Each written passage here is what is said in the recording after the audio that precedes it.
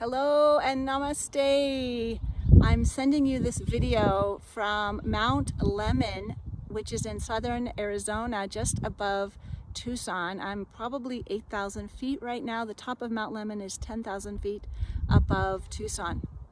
And this video is about healthy rhythms for writers and authors who want to live a healthy lifestyle. And I will tell you that being a writer, being an author is an absolutely wonderful thing to do, but there are some hazards. And I want to talk about those very briefly and then get into the 3 rhythms that I recommend that will keep your body healthy, your soul healthy, and keep you engaged in your writing practice and successful. So one of the first hazards is that if you're writing a longer project, let's say you have a desire to write a book, it can be very easy to give up midway. And so the first rhythm is to take regular parties to celebrate yourself at milestones. So this is the first rhythm, and I'm practicing it right now. So as you are, if you're working on a book, if you're working on a chapter, if you're working on a blog post, however big or small your project is, as a writer, it's going to feel like your work is never done. And so it's very important to find excuses or actually real, genuine reasons, because they are in there, to celebrate your work as you go along. So for me, I'm helping a group of 18 women finish a book called Radiant Wisdom. It's going to be coming out in June. I promise I'll tell you as soon as it comes out. Please subscribe if you haven't already, so you'll get that notification. And one of the phases along the way is after they write their first draft, they do their best to edit it, they help each other with the editing, and then I read it and give them a very deep soul read. So this means I read their chapter, I sleep on it, I actually dream with a lot of the chapters, and then I wake up in the morning and I write questions for them, and we do a soul coaching session where we talk about the theme, because they're writing about some pretty profound themes in their lives. Some of the women are writing about, oh my goodness, death of a mother. 2 of the women are writing about that, being an international adoption, incest as a child, and overcoming that, right? Kidnapping of a teen, that happened to one of our women in the book. And whatever the theme, it's something that, finding their voice, whatever the theme, it's something that's very profound in their life. We have one woman writing about her Kundalini awakening. And so these are very deep conversations, and I just did 18 of them, like 1 per day for every workday in March. It was beautiful, it was profound, and by the end I was like, okay, time to celebrate. I finished 18. For me, it was a major milestone in the book. So my husband and I have come here to southern Arizona to celebrate. So that's the first rhythm. As a writer, find regular markers to celebrate your writing. So my reflection question for you is, if you are a writer or a journaler, where are you in the process? And can you celebrate? Let's say you do 3 morning pages in the morning. Can you stand up and say, yay, I did it, after every 3 pages? What are you doing to celebrate? And if you haven't celebrated recently, ask yourself, where could I celebrate myself more?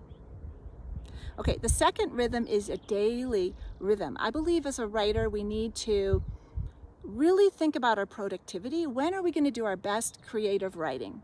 And time it as a daily rhythm. For myself, I do my best writing in the morning. My favorite is right after my morning yoga and meditation practice and before breakfast. I don't always get it in before breakfast, but I really try. And for me, I try to get in between 1 and 4 hours of writing per day in the morning. Because I'm a coach, you know, I really can't get in 4 hours on a daily basis, but if I get in 1 hour, I'm happy. If I get in 4 hours, I'm ecstatic. So that's my rhythm. And then rhythm means it's a predictable pattern. It's a flow that goes up and down. You can hear the beautiful wind here. And so the other side of that productivity rhythm is the fallowness of nighttime. And it's very important as an author to protect your creativity by turning off your devices at night. Now, this might not seem like a big deal, but I know some people who sleep with their phones in their bedroom or near their bed. Highly don't recommend that. Turn off your devices. My husband and I have started a ritual where we help each other at like before 9, like 8:45. We say, sweetie, time to get ready for bed. We turn off all of our devices, we put them to bed, and we say the day is done. We try to do relaxing things in the evening. We turn the lights down then, and we start getting ready for bed, because winding down can take us an hour, hour and a half. And it's very important to have a deep sleep, because as an author, as a writer, your creativity is nurtured in that deep REM sleep, in your dreams. So you've got to nurture your dreams. You've got to nurture your deep sleep, or your writing will be shallow. It will not be fertile. You've got to have a happy, healthy life so that the next day you are writing from a great place. So ask yourself, what's my sleep rhythm? And how am I doing with protecting my sleep? And how am I doing each day with protecting my best time for creativity? The third rhythm I want to talk with you about is what you do in your writing block. Let's say you have 1 hour for writing or 4 hours for writing. What I recommend is a rhythm, not a straight 4 hours, 3 hours, or even 2 hours. I don't recommend ever writing for longer than 1 hour at a time without getting up and taking an embodied nonverbal break. So what is that? Let's say you write for 45 minutes and you get up, you walk around your house, you wash your dishes, you go for a walk. Why not write for 2 hours? You're gonna get shoulder pain. It's really easy as an author, if you don't take care of your body, to end up with shoulder pain, backache, all sorts of things. So get up every 45 minutes to 1 hour and walk around your house. You can be loving up on your dog. You can be doing yoga poses. You can go outside and do a walking meditation, but keep it silent. Don't talk, okay? If possible, keep your social media off. Don't talk to your family members. And in that time, your unconscious mind gets to work on your whatever you're working on. If it's a chapter, if it's a book, if it's a blog post, you will solve problems that were coming up while you were writing. It's a beautiful time. So that's the third rhythm, which I call it embodied flow writing. You embody, you meditate for a few minutes, and then you get back into your writing. So it can be 45 minutes of writing, 10 minutes, 15 minutes of embodiment, and then back to your writing. That's the third rhythm. So I'm just going to show you this gorgeous scenery here of Mount Lemmon before I get going, and I can see my husband is very patiently waiting for me over there. He's a beautiful guy, even though he didn't want to be in this video. Here we go. This is Mount Lemmon. I'm going to turn the camera around. No, I guess I can't. But you can see over my shoulder. This is where we have been hiking. That's the trail we came up.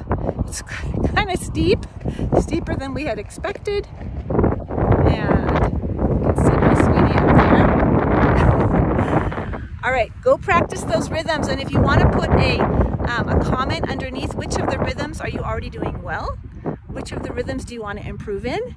These are 3 healthy rhythms for healthy authors. Let's stay healthy, because then we can give our gifts to the world. Namaste. Have a great day. Happy writing.